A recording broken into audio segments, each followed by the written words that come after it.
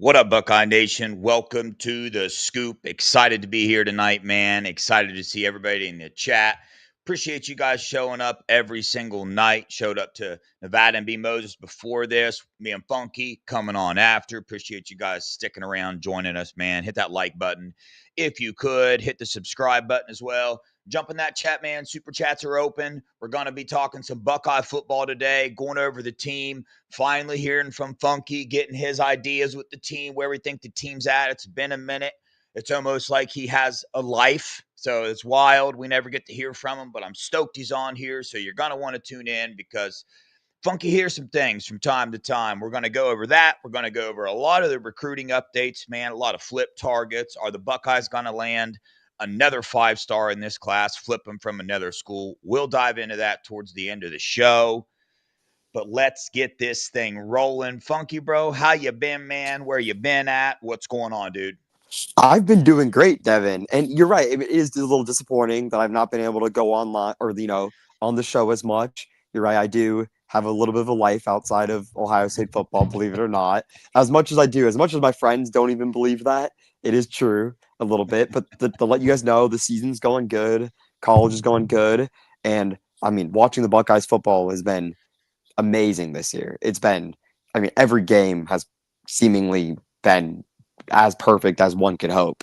I mean, we're undefeated versus the spread, so that's always a good sign for those watchers. That's a good way to gauge how good the team is doing, and we haven't lost yet. So it's been amazing, and I'm really excited to be back with you, being here with you, Devin. And I mean, recruiting's going well. The Buckeyes are the best team in the nation, or what, plus 270 to win the entire thing. And that's crazy odds. Like usually teams at this time of year are at best plus 400, plus 400, plus 500. And the Buckeyes are only under that plus 300. Crazy. Absolutely crazy. But again, excited to be here, excited to talk all Buckeye football. And yeah, thanks for having me, Dev. Yeah, for sure, man. You're right, dude. It's so wild. We go from winning a national title, and this year, this team not only looks elite, but the other supposedly elite teams around them, they're not looking that good. They keep going down. The top two preseason, natty favorites, Texas and Penn State, they're done. We see weaknesses in all kinds of teams, but Ohio State is rolling in, and we see weaknesses on these other teams against other teams that are not powerhouses, right? But Ohio State keeps rolling in and handling every opponent in front of them. And the crazy part about it is that you get scores like 34 nothing, and you walk away from the game thinking, dang, I wonder how much more that team has, because you see things on the field. You see certain players maybe not playing up to their full potential, and you're like, man, I wonder what would happen if this, if that, if a running back does this, if our right guard does this, if our kicker does this. So it's wild because we can sit and say that about a team that is straight dominating opponents. Road games made Washington look like they were nothing, broke a 22 game home winning streak. Roll into Wisconsin, not the best team at all, but still a shutout against any team. Wisconsin away, first time starting quarterback.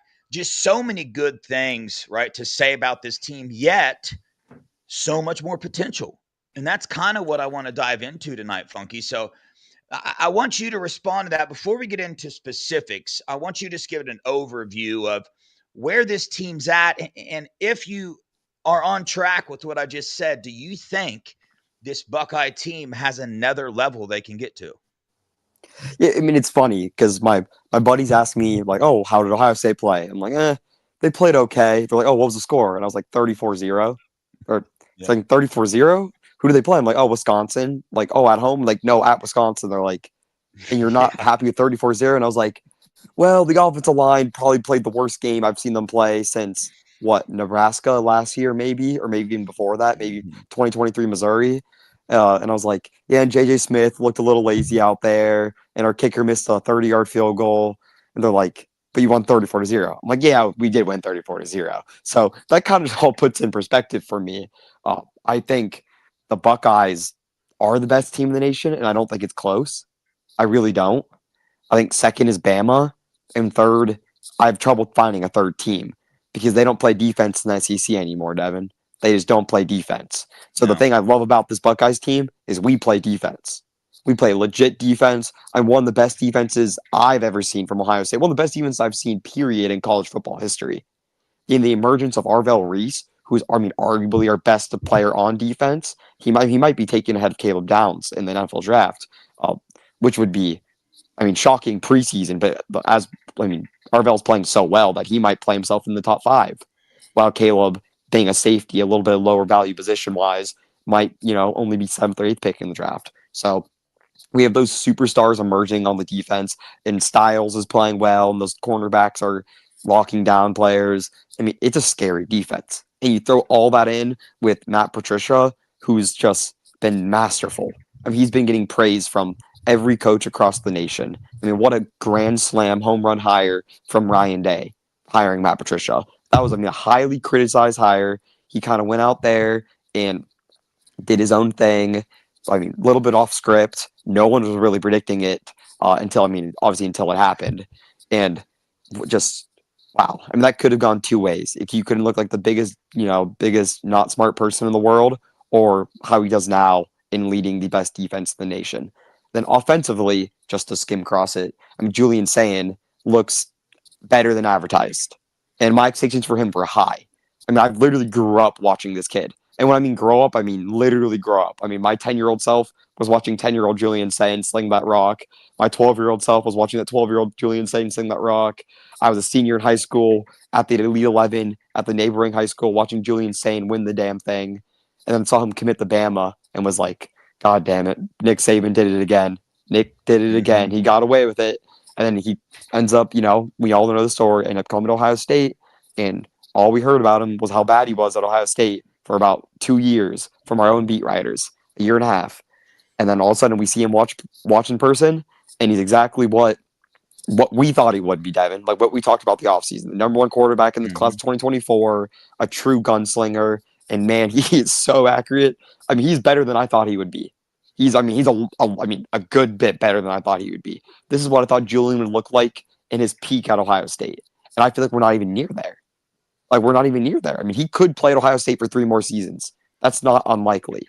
Unlikely would be 4 more seasons, So, but Yeah. he could be here for a while, and this is just a start, man. This is just a start. And imagine him come playoff time. He's worlds ahead of where Will Howard was at this time. And Will Howard was a dang good quarterback for us, especially towards the end of the season. So imagine what Julian's going to be in the dome, perfect conditions, with 2 weeks to prepare for these playoff games. It's going to be scary. So I'm really excited for the team. But that's my overview for the team. I haven't been able to talk about it much. Obviously not been on air that much. So this is just getting all my open thoughts out there, Dev. But I'm curious if you have anything to say about it. Yeah, man, you said a lot of good things. I have several things to respond to, but first, let me introduce you to my new family member. This is Oh, Tinker. wow. Yeah, my little Karen Terrier. I bought her. She's about 4 months old now. So I need to start putting her in a cage during shows. She's very clingy right now, and she just sits at my chair and just keeps leaping up and down until I grab her. And then you see what she does when I hold her. I'm just her chew toy. So wanted to introduce you to Tinker, but Sweet. no, dude. A lot of good things said about these Buckeyes. We're on the same page here with defensively and offensively. And you brought up something. I'm in agreement with you there. And I've had some arguments with people about this, about Alabama being the team I would say would have the best chance to beat Ohio State. But I said that chance is 8 out of 10 games the Buckeyes are going to win. 2 out of 10 Alabama's going to win. Now, there might be some homerism in there a little bit. But when you get to number 3, I'm with you. I'm in the same boat there. And let me just say this so it's on the record, and I could be way off here, way wrong, but it's still what I think after watching them through multiple games. I'm not buying that Indiana is on the same level as Ohio State. And I know that is going to bring a lot of uproar with some people in the comments and whatnot. But here's the deal. Last year, people thought the same thing, man. Is that And a then hot they came take? into Do I people think think Indiana's on the same level? Well, nationally, you see some people putting Indiana at number one. True. And yes, I've heard several people say Indiana's the best team in the nation and would beat Ohio State. I've heard that, but I'm just not buying it. Now, they are a really, really good team.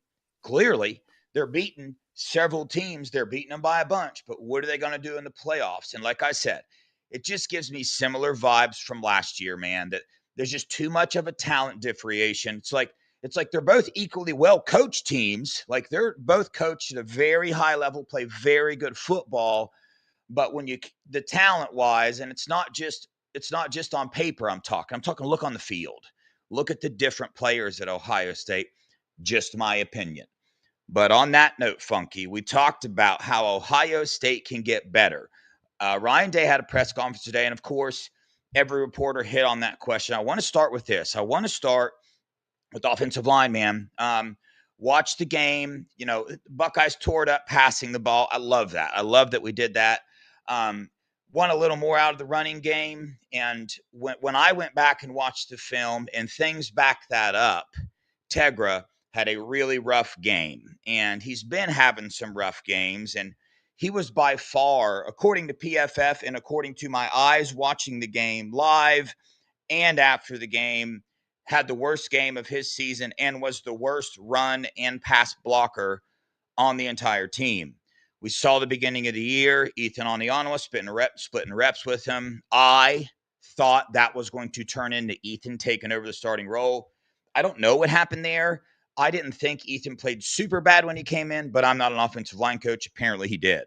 But Josh Padilla has been splitting reps with him, and in this game he did as well. Josh Padilla at the end of this game was the highest run blocking player graded out per PFF on this Buckeyes team. So some hope there. I wanted to get your opinions with that, with Tegra. Tegra won us a national title, but it's like, okay, right, what do you do here? Because we see the floor of Tegra. The floor of Tegra is Wisconsin, and we saw what that did. There were there were blown assignments. There were confusion out of him. I don't know what was going on. Every player can have a bad game, but we see it quite a bit. But when you have what you have behind him, right? Josh Padilla comes in, and you have the talented backups that we have. It's like, all right, is Josh Padilla's floor right a little higher than Tegra's floor? Thoughts on that, Funky? I mean, not the crap on Tegra too much, but watching the film even before the Wisconsin game, it was funny. I was talking to, I think it was B Moses about this, and I was like, it is so obvious when you watch the film who is not the NFL talent on the offensive line. I mean, you have Austin playing like a first round talent. Doesn't have the size to be a first round talent or even offensive tackle in the NFL, but he's playing like in the collegiate level, like an All American. Then the left guard, Luke Montgomery, obviously besides the Wisconsin game, he had a little bit of a rough time versus Wisconsin as well. But before the Wisconsin game, he was putting up All American tape. Carson looking like the best center in the nation. I mean, Philip Daniels, again, before the Wisconsin game, was putting up All American tape, very good first team All Big Ten tape. And you see the right guard, and it just like, ooh, always getting, doesn't have the same push. Pass protection's not fully there. The run blocking is not fully there. And it just, I don't get it. I've not seen improvement out of this kid. And he's been playing on the offensive line now for, feels like a long time. Feels like, I mean, it's over 2 seasons at this point, I believe. And I just feel like he's just getting pushed around. And I'm not seeing the improvements. And it seems like every single person that we put in his place seems to be outperforming him. I remember last year it was like Luke Montgomery. Luke Montgomery didn't play a snap until like the Tennessee game. You throw him out there, and Luke Montgomery looks apart. He looks like he's been there and is playing well. And you throw Josh Padilla in there, and then all of a sudden Josh Padilla looks like the guy. So I'm starting to think that this Tegra experiment needs to end. That's kind of my take on it. I think he has to find somewhere else. Something's not clicking with him here at Ohio State, and I think we got to give Josh Padilla the majority of his reps to see how he does. Because his limited amount of reps he has gone this year, he's looked like a dude. And I remember last year, he looked like a dude when he got in. And this year, he looks like a dude. So I'm hoping that is our answer at right guard. And that's where I would go to. And you look at people who know ball, who are great offensive line coaches like Lee Charles Bentley, that's what he's calling for. He's calling for Josh Padilla to get those snaps at right guard, and I agree. I think that that's what Ryan Day should be doing in the future, and that's what I hope he does. But we shall see. Yeah, but not trying to crap on Tigra too much, even though I just spent the past couple minutes just crapping on him. But that just happened. Yeah. It's just football. Just football. That's Yeah. our job. So yeah. Yeah, I hate it as well, Funky. I mean, I hate, but it's like those are just the facts, right? We're not talking opinions here. We're talking facts, and he struggled. But the thing about Tiger is we know he has the ability to be a very good right guard. He's had a couple games like that, but it's consistency. Don't know what's off there, but there are options to replace him where the floor is definitely higher, in my opinion. And based off of the press conference today, when Ryan Day got asked about it, you know what he didn't say? He didn't say, hey, we trust Tegra. We trust his ability to, make this turn this season around and come in and dominate. No, he said, right? I forget exactly what he said, but what he said did not give me confidence that Tegra's going to be staying at right guard, which is a good thing for this team, in my opinion. The other thing, the skill positions, Funky, particularly the running back, but there is some wide receiver stuff I'll bring up in just a second. But running back, not going to go through the whole running back ordeal with CJ and James Peoples. We already know what it is. We know Bo Jackson's number one on this team. I believe he was a little injured in this game. But, right, back in the recruiting class, you can go back and watch my video of breaking down the recruiting class. I said that there was a particular player that was ranked, and it was the most confusing ranking in this class, and that is Isaiah West, ranked a 3-star, but was college ready as far as has build as a senior in high school more than any other running back by far that we signed.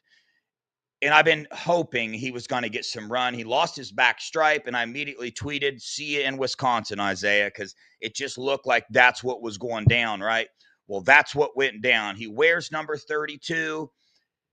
And listen, man, to me, dude looks like Travion Henderson in a uniform. Doesn't might run like him, but there's been time where I've glimpsed over and I was like, bro, dude, is that Trey? I know the number's a huge part of that. But I'm going to be honest with you, man, when he got the ball in Wisconsin, it's like when Bo got the ball for the first time in the game. You compare him to the other two running backs, and he's different. Isaiah West is different, dude. I got these stats pulled up. Our leading rusher, 9 carries for 55 yards, 6.1 yards per carry, and the starters were in the game. This wasn't a, hey, trash time per se. We still had our foot on the gas. Wisconsin did as well. But it's very obvious when you watch the film. Isaiah West, he's just got it. He's got some quick feet, some quick side to side. He makes people miss. I think, I don't know how many missed tackles he created in 9 runs, but I believe it was more than the other two have all season, if I read that correctly earlier. So pretty wild. And then the other thing you can hit on, Funky, is the wide receivers. We saw Quincy Porter get in 2 catches for 30 yards. One of them really good after the catch that matches with his high school film. The dude was elite after the catch. I'm telling you, for being 6'5", he does not run like a 6'5" wide receiver. Elite after the catch. Byron Graham, 1 catch for 10 yards. Brandon Ennis, however, did show up with 3 catches for 26 yards, 1 touchdown. We saw that. But speak on the running back situation, Funky, and then also the up-and-coming wide receivers that might make an impact. I remember when Isaiah West got his first carry, his first scrambling state, and he looked apart. I was like, who was that? That was a good run. And they said Isaiah West. And I was like, Isaiah West? You mean the 27th ranked running back in the last class that no one gave a crap about from Pennsylvania? And then I looked at him like, yeah, that's that kid. And man, he looked apart from that one snap. And I think he got a few carries versus Illinois and a few carries versus I believe it was Washington. And he looked all right. Then first Wisconsin, he looked apart again. He just looked different. He finally made a tackler miss.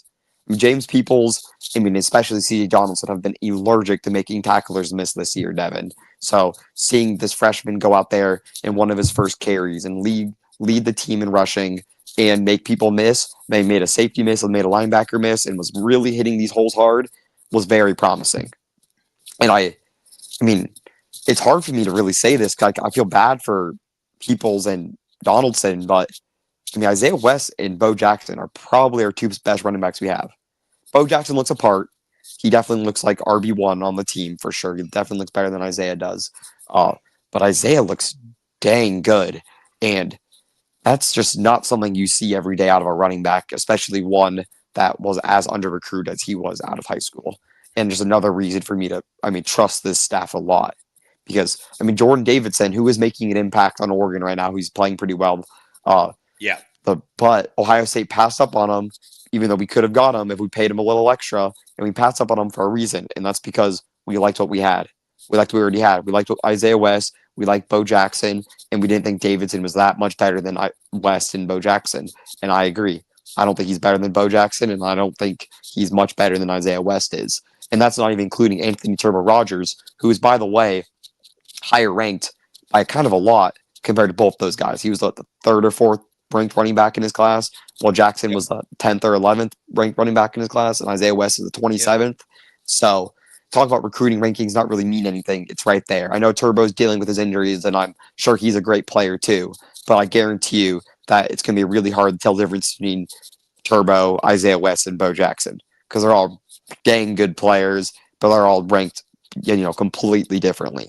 Um, so I mean that's great to see though, and that's pretty promising for the future of a running back room. But I definitely expect Ohio State to spend some big bucks in the 2027 class to get a true superstar in our class, DDG. But that's for maybe another time. Uh, and the wide receivers, Quincy Porter looked very good last week. I was kind of shocked to see him in. He was in there early too. He wasn't like that was not dead time. He was in there while the game was, maybe not in question, but before halftime, before the game was really over. And he was getting those snaps. And I was a little bit surprised that Hartline kind of threw him out there. I feel like I've been barely seeing any Mylan Graham.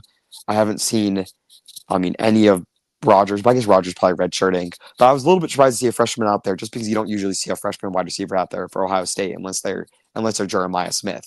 Um, but we saw him, and he looked dang good. But I still think the best three wide receivers in our room are J.J. Smith, Carnell Tate, and then Brandon Inniss. I know people have been hating on Brandon Inniss for kind of good reasons. I mean, he's missed some blocks. He had that fumble versus Washington, and he's just not as poppy as we would want him to be. But he just does the little things better than Mylan does still.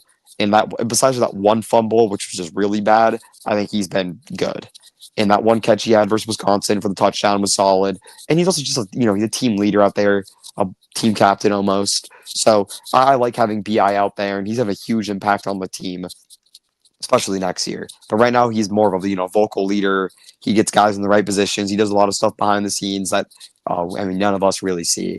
So I love what the wide receivers room is doing right now. I'm sure JJ Smith's a little salty, but he'll be fine. He'll live. He'll and maybe he'll win the Blinklick. He should win. He's still the best receiver in college football, but I'm sure he's not even playing up to the standards that he wants himself to play with. But I trust him because we know what we're ready for. The playoffs are going to be different. They just are. The playoffs are that's all that matters. So there's gonna be 3 games JJ Smith's gonna have to be the best player on the planet after being well rested with multiple weeks to prepare with Julian Saint at quarterback. And we might pass it 150 times. Um yeah, we literally Yeah. might pass it 150 times in 3 games. And we seriously might throw it 50 times a game. Yeah. Yeah.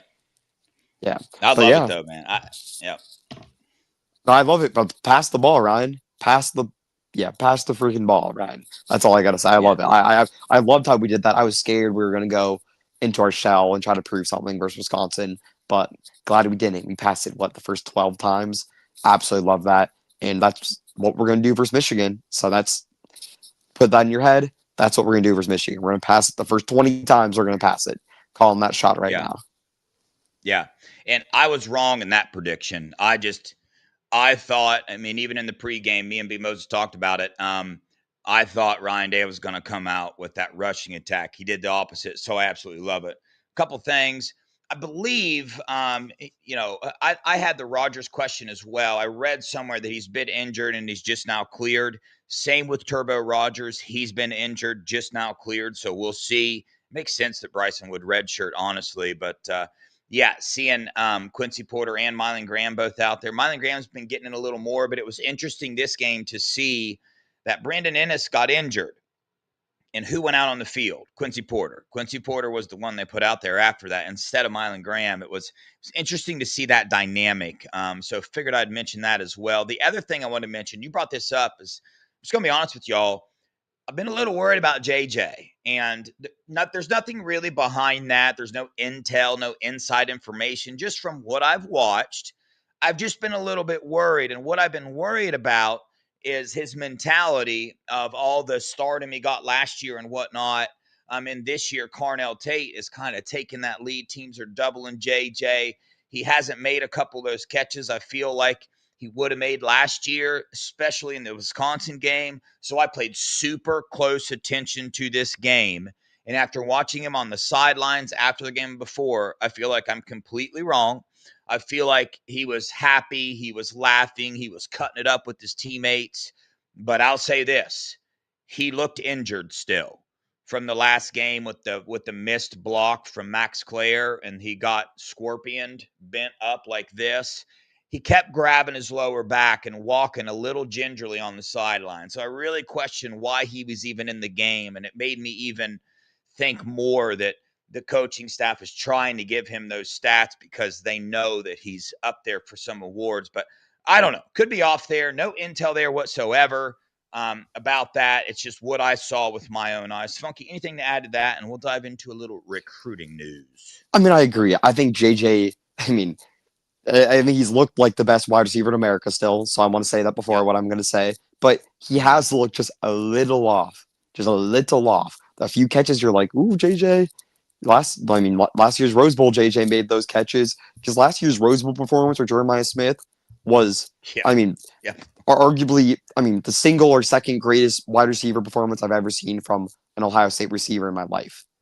The only one that's arguably is, JSN in the Rose Bowl. But that Rose Bowl game really didn't mean anything, let's be real. So for the games that had importance, meaning towards them, towards the national championship, that was the single and most impressive game I've ever seen from a player, and that was a freshman wide receiver. I remember sitting in the stands and just like almost being just flabbergasted by JJ Smith's catches on over 3 players, over 2 players. So I think he's looked a little off, but I do think you're right on that he's dealing with some, maybe a little nagging injury, maybe a little tired, maybe his feelings are a little hurt, from Carnell getting a lot of the attention. But also I think it's probably because you peak. And, I'm a runner. I know how training works, training blocks work. You train really hard, and sometimes you go to these races, you're a little tired, you're a little fatigued. But the goal is by championship season, by those last couple of races in the year where they really, really matter, to win your conference, to make it to the regional meet, then make the national meet, you're ready to go. You're supposed to be fired up, ready to go, feeling good. And I think that's same in football. Maybe you don't want to go into the Wisconsin game feeling great, Maybe you don't want to go into the Purdue game, UCLA game feeling 100%. Sometimes feeling 80, 85%, 90% is where you want to be at that point in time. So you can feel 95, 100% come, that game in November, the Big Ten championship game, and those 3 playoff games that we're going to have to win. Because if we're being real, Devin, what's the expectation for this team? 16-0 and win the national championship. Yep. Anything besides 16-0 in the national championship, and we're disappointed. That's just the expectations. It's really funny. Those are unfair. It's not fair to Ryan Day. It's not fair to Ohio State. It's not fair to anyone on that team, but that's the truth. If we don't go 16-0 and win the national championship, people are going to be upset. Shoot, I'm going to be upset, Devin. I'm going to be upset. So call us spoiled because we are spoiled, but that's just the reality. And that's the mindset you have to think about when these players and maybe them not looking 100% right now in what I'm not even sure the month, October 21st. I should know that. Happy birthday, Nevada. But yeah. Oh yeah, dude. Happy birthday, Nevada, turning 33 today. Congrats, Nevada. Enjoy them young days, man. You're only going to get older, bro. But no, appreciate you. A lot of good stuff from the Buckeyes. The whole program in its entirety has a lot of momentum right now. And it's weird, right? You brought up that we're spoiled, and we show that we're spoiled. Hence, our preseason talk with this defensive line, one of the best units on the defense. Our our talk about the recruiting class and how it's ranked ninth. And now look what the Buckeyes are doing. Haven't finished it up, right? But ranked ninth. And if you look at the players in this class and you go break down every player in this class, this is an elite recruiting class already. Got 7 top 100 kids committed in this class. But there are some holes to fill, Funky. And with this nil thing, the nil rules changing, Ohio State was a little hesitant at the beginning of this recruiting class because they wanted to sit back and they wanted to get an idea of what they're able to do in the confines of the rules and get more comfortable in that. We know that's how Ohio State operates.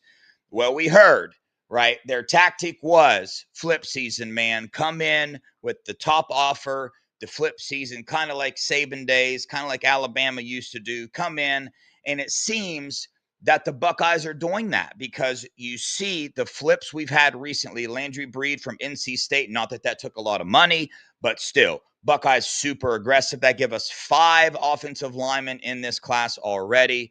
Let me touch on the Aaron Thomas thing, offensive tackle out of Arizona, his second year playing offensive tackle. Go watch his film. His ceiling is the clouds, man, in my opinion. A lot of talk, people saying they don't expect him in this class. Spoke with him, spoke with his family. That's not what I'm being told. That doesn't mean it's not the case, but these people that are saying that, they're just throwing a dart with their eyes closed in the dark, hoping it lands on flip.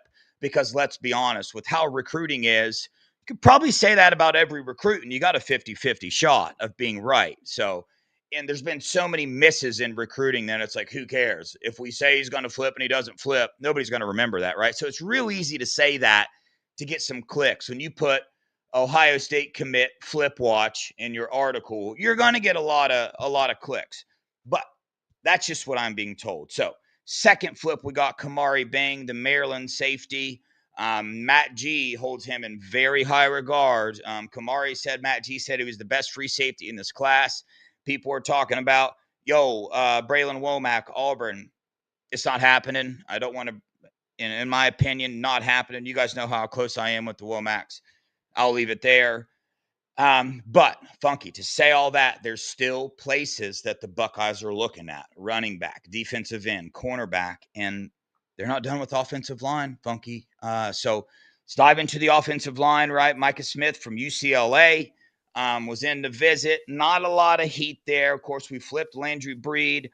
O-line Adam Guthrie, people who wanted us to go back at him. His recruitment shut down. That dude is going to Clemson for some odd reason, but he's doing it. More power to him. But Coach Bowen, bro, Coach Bowen, a couple of the other coaches traveling a little bit. Coach Bowen made an interesting stop today. Previous offensive coordinator at Virginia Tech. So he was recruiting the Virginia area very hard. And if you watch this show, I had this recruit on the show, Mr. Darius Gray. Had a real good relationship with Coach Bowen from Virginia Tech. And I always thought, that's why I had him on the show, they had a real close relationship. If you watch the interview, Darius Gray stated that. Coming out of the interview, I thought he was all LSU. Well, he ended up signing with South Carolina, which was a huge surprise to me. LSU and South Carolina not doing the greatest. South Carolina fires their offensive line coach. Well, guess who's waiting in the trenches, man? Coach Bowen. I love the way this dude recruits. He went and visited him on Monday. 5-star, number 1 interior offensive line, number 16 player nationally, 6'5", 285 pounds, plays offensive line, defensive line, but being recruited as an offensive lineman, 5-star. Buckeyes are taking that swing, Funky. What's your thoughts on this first flip, one of our first flip targets? I mean, what they tell you, where there's smoke, there's fire. And I think there's definitely smoke coming out of the Darius Gray camp right now. And I think the Buckeyes should, like their chances a little bit at it. I mean, is it likely? Probably not. But I'm very, very, feeling very optimistic about what we can do in the future with Darius Gray. I mean, 5-star inside offensive lineman. I mean, the real thing to look for is Beamer safe in South Carolina? And if Beamer is safe in South Carolina, does he want to be there? Because famously, his dad, the famous coach at Virginia Tech, who's a head coach vacancy? Virginia Tech. So don't be shocked if Virginia Tech throws a bag at Beamer, gets him back in Virginia Tech to try to turn around that program down there. That's something to look out for. I mean, that plus the offensive line coach already fired. We talk about relationships. Relationships still matter in recruiting. They still do. So just stuff to look out for. And on that side, I mean, do I think it's really likely that we flip this kid? I mean, probably not. Probably not. But Mhm. if Beamer leaves and South Carolina loses a few more games and Ohio State keeps winning and showing what we can do with our roster and what we can do with, what we can do with 3-star kids and how well we develop 3-star kids. Imagine what a 5-star kid can do when he gets down here and, works his ass off and plays for Ohio State. And those kids are Yeah. first round locks at this point. So Yeah. just very interesting thing gives him something to think about. Uh, Micah Champ Smith, feeling a little pessimistic about that one as well, or more pessimistic about that one due to UCLA's success and the new hot shots they got down there, and they're 3-0 this year. Really, I mean, they're playing really good football. They're running the ball well, and UCLA gave him literally life changing money, legit life changing money that it's hard to say no to. So if UCLA looked how they did before the new coaches, then I would almost guarantee Micah would have come here and become a Buckeye. But their new resurgence of the program, and I mean, they're almost a hot brand right now. I mean, they flipped the kid from Washington today, so they're doing good for themselves. So I feel a little bit better about Darius Gray coming here rather than Micah Champ Smith. But the one that I am feeling very good about is Dre Quinn, defensive end from Buford, Georgia. Buckeyes love him. Buckeyes, I mean, he's a need, he's a priority, and he's the one that I really do think the Buckeyes are honing in on, and they're going to laser focus in on him. And I just don't see us losing that commitment. I see us winning big, and really adding to that defensive line class into the good depth that we have on the team. But I think he'll be a perfect add because we have a lot of interior defensive linemen right now, but Drake Quinn's that hybrid defensive end prospect that you see get taken in the first round of these NFL drafts. So, I mean, obviously that's his ceiling, but that's the type of prospect he is. That's the type of athleticism he has, and that's the type of prospect that we're recruiting him as. So, I'm excited for his recruitment. I really do hope he ends up becoming a Buckeye, and I really do think we should feel very good about those chances. Yeah, for sure. Dre Quinn, the next one I was going to bring up, defensive end, 6'4", 225. You just said it, man. He seems to be the Buckeyes' top defensive end target in this. We had some heat on another defensive end that I've hinted on several times. And not hearing too much about that one anymore. Things change and it's so fluid in recruiting anymore. But Dre Quinn is one there. They're also keeping an eye on a couple defensive tackles, even though we got 3.5 in this class. If we got a 260 defensive end committed already. But linebackers, Braxton Rimbert, Wake Forest commit, 6'5", 200. James Laurinaitis visited him on Monday and offered him 3-star, really low ranked, but James Laurinaitis sees something in him. Linebacker Jaden Williams, Indiana commit, and linebacker Elijah Littlejohn, who's the Penn State commit. So James Laurinaitis there trying to wrap up this running back class. Something I wanted to mention, Funky, you texted me this earlier. Interestingly enough, Kamari Bing goes to a certain school that has a certain recruit that is making a decision in the 2027 class here very, very soon. A certain top 50 player in the nation in the 2027 class, Raylon Henry, is making his commitment on the 15th. And what I've heard is it Ohio State and Texas A&M, but he's Mm, got Alabama, Tennessee, Ohio State, Texas A&M, Penn State, and Indiana on his graphic. But I read somewhere so this is Texas A&M and Ohio State battle. You got anything to add to that? And I'll get into the rest of these flip targets. I would disagree. I think it's between Bama and Ohio State. I Okay, think gotcha. Bama and Ohio State are the teams to look out for that one in particular. He has multiple teammates from that go to Alabama and multiple that go to Ohio State, including Kamari Bang, who's at the high school right now. So, and I've been told from some kids in the 2027 class, which is the class he's in, by the way, that they feel good. They're optimistic, and So this timing's a little surprising though, and when timing's surprising, then it's surprising for a reason. It's because this decision might be it feels a little rushed. I'll just say that right now. I don't know.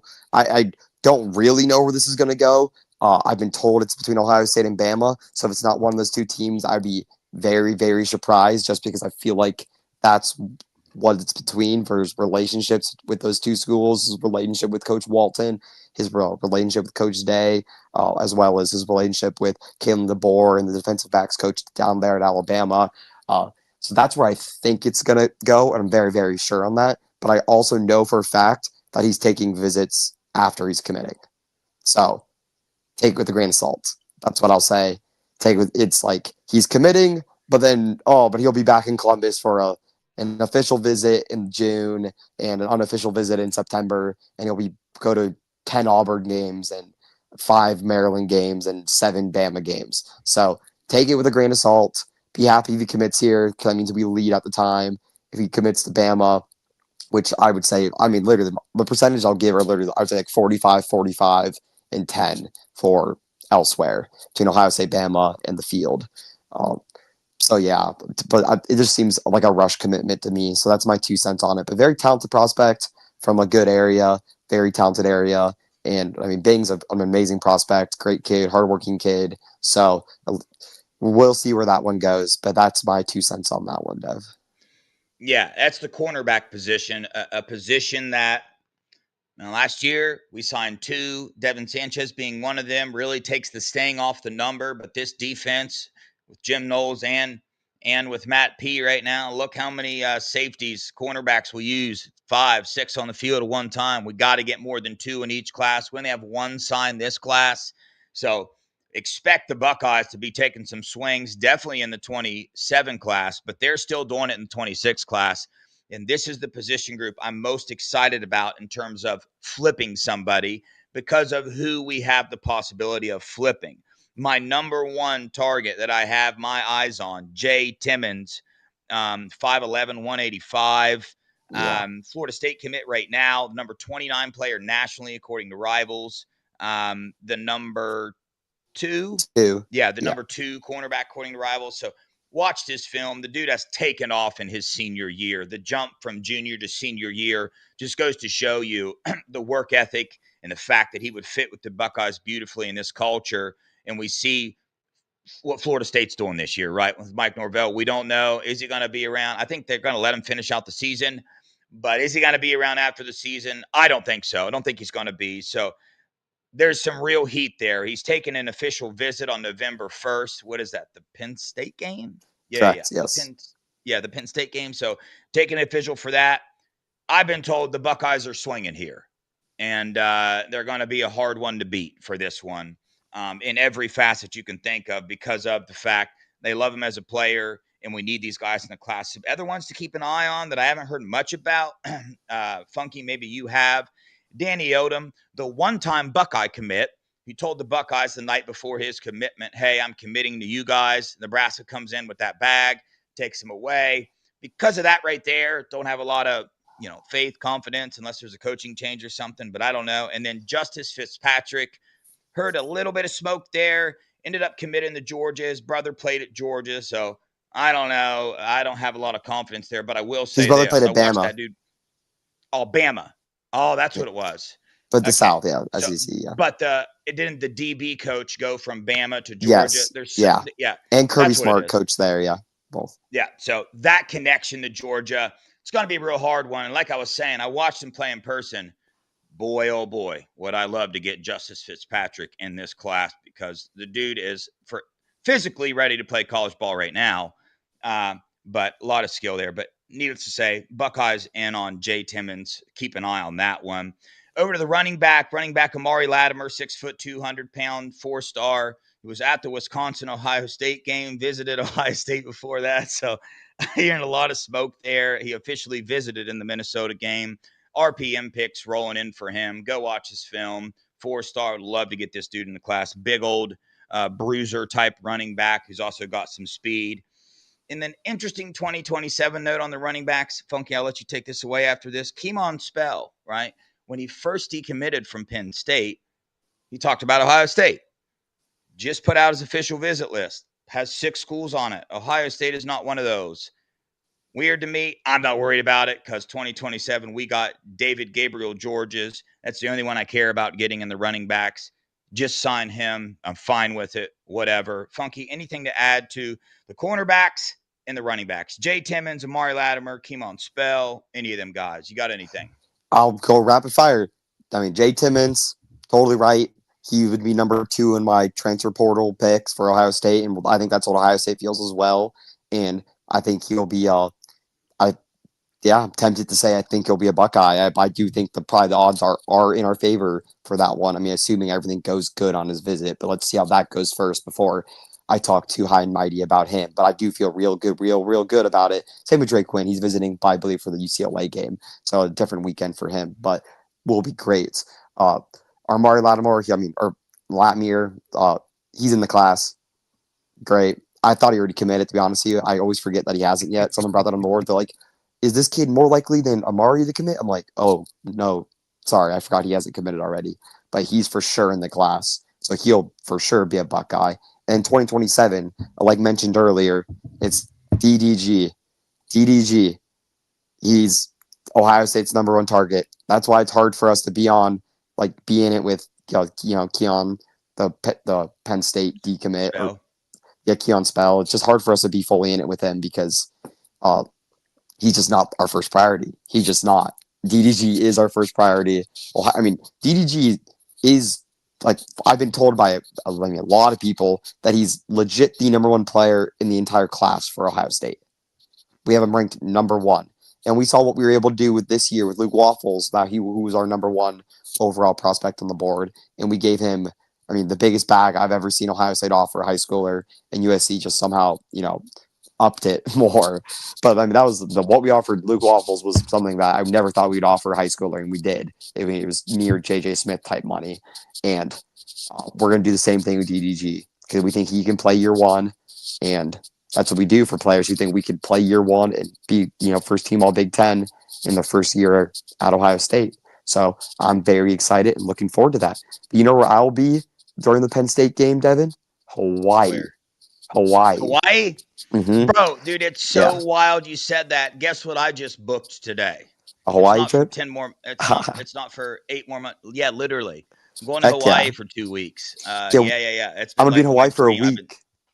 Oh yeah, no, Dude, I'm that's so excited. wild, bro. It's That's for the insane. for the team. We have a conference meet there at Hawaii University. So Yes, I'll be in sir. Hawaii for the week, which means you know what time the Ohio State game is, my time? 6 What time? a.m. 6 Oh my a.m. So god, it's gonna bro. be a good old fashioned English wake up for the funky Buckeye there in Woo. Hawaii. And I feel bad for whoever my roommate is, but good thing we race on Friday. So racing on Yeah. Friday, spending night in Hawaii, gonna be waking up early. Yeah.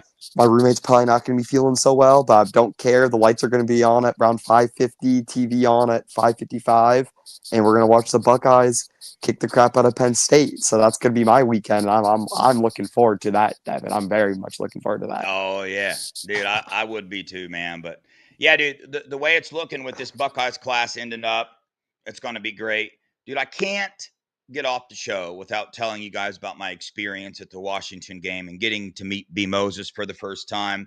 You guys got to experience the experience with us. We went live before and after the game, but man, B Moses, an amazing dude. Done several shows with him, got to know him, and I've always thought, we'd vibe, we'd chill, and it would be great. It was, man, great dude, heck of a time kicking it with him. I got to tell this one funny story. It's the only story I will tell right now, anyway. But you said you have to get up at 6 to watch the Buckeye game. We had to get up at 5:30 in the morning to leave from the Buckeye game on Sunday morning, or so I thought. What I did, and I made B Moses had to get up early too and just go to the airport with me and wait for his flight when they had one car. But what Mr. Devin did here, I'm going to blame myself on this one, is I booked my return flight for October 26th, the following Sunday, and I didn't notice it till I got to the airport that morning. So it was a pretty interesting morning for me. I had to rush around and get myself a flight after that. So it was pretty hectic and wasn't fun. But in that moment. But yeah, what do I keep saying? I meant Wisconsin. Somebody said in the chat I said something else, but yes, I mean Wisconsin. So it was a great time though, bro. Great time, heck of a time with B Moses, heck of a game. So loved the atmosphere, and had a heck of a time with B Moses. But on that note, man, yeah, the Buckeyes killing it. Funky, did you want to add something? Did you watch our pregame or postgame at all?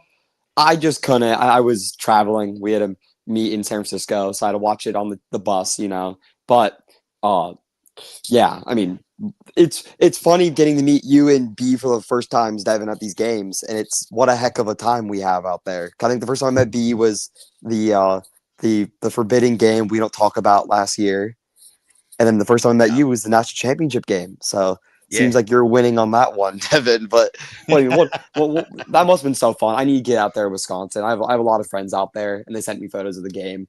But I just feel bad for Yeah. them. And the worst part about it, the worst news I gave my Wisconsin friends all week was Luke Fickell looks like he's going to be there another year. So they were not Yeah. happy. Yeah. They're not big Fickell fans down there in Yeah. Wisconsin, as I'm sure you heard. So Well, I did the Luke Fickle dunk take. So, I paid to get some like softballs and throw at the dunk tank, and I hit it on the live that's show, unreal. dunked him.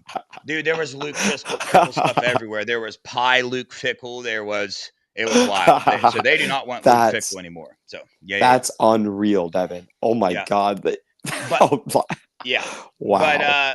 me and B Moses, we got it figured out for next year for the Scoop fam. We're all going to go because we play USC next year, if I'm correct. Correct. We're You're all right. going to that game together, right? So me, you, Nevada, B Moses, whoever else part of the Scoop family. I know you don't know that yet, but that's what me and B Moses have planned. We were going to put it in the group chat, see if you guys were interested in getting that Best planned. I think it'd be believe, great. best believe, Devin, if there's no meet that weekend, I will be at USC. I can guarantee you that. It is Yeah, that is in yeah. my next I door. So I if I'm told not B out there Moses, racing, I'll be there. Yeah. I told B Moses, you guys can probably get us better tickets to that game than you can the Ohio State game. Oh, Devin, I can get you on the field. I can get you sideline Yeah, passes with one yeah, text, Devin. So yeah. I know. We were laughing about that, man. But hey, dude, like you always say, bro, woke up a national champ, going to bed a national champ. These Buckeyes steamrolling through everybody. They're playing their part. They got a coach that's thinking ahead of the game, slower snap counts, less plays. Doesn't make us fans happy all the time, but trust Ryan Day. He's the only coach in the nation that did the process successfully last year. So I'm going to trust him in his process. But it's so awesome to see these Buckeyes doing this and still have obvious areas that they can get better. The good thing, they have the players and the coaches to do that, right? It's not like we look behind Tigra, we look at this running back room and like, oh crap, we don't have any answers. Nah, bro, we are stacked. We're loaded with answers. The recruiting's picking up, dude. So it's just great to be a Buckeye. The most successful football program probably in the last century, definitely the last 25 years. And we're just keeping it rolling, bro. We're keeping it rolling. No wonder we're so hated. No wonder I don't care. People don't put us as number one, but no wonder all of the national media are just thirsting for a team to try to get over the Buckeyes in the rankings. It was Penn State. It was Texas. It was Alabama. It was Georgia. Now it's Indiana. It was Oregon. Now it's Indiana. And now people are. So, anyway, Buckeyes doing their thing, bro. And I'm just, dude, it's awesome to be a It Buckeye is fan. great. Any final thoughts?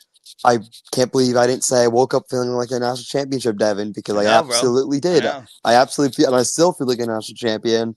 And until proven otherwise, I'm not going to stop feeling like a national champion. So thanks for reminding me, David. I'm a little new to the air. I haven't been here in a Yeah, second, yeah, but yeah. always appreciate you having me. Excited to watch the Buckeyes play in 10 days. So we can't lose this weekend, so that's a great feeling. So hopefully some big upsets happen. Hopefully some chaos happens.